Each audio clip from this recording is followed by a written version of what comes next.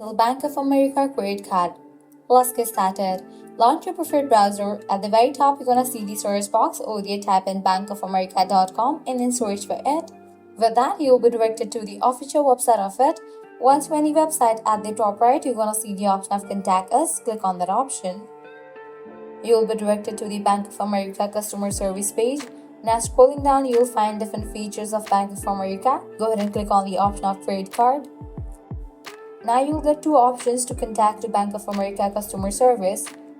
You can write to them or you can call them. You can write a letter to Bank of America stating your request to cancel the credit card or call the customer service number provided for assistance. Here you'll find all the details. Ensure there are no pending balances on your credit card before proceeding with the cancellation request. Well, that's the wrap for this video. This is how you can easily cancel Bank of America credit card online. If this video was helpful, don't forget to like, share, and subscribe to our channel. Thanks for watching.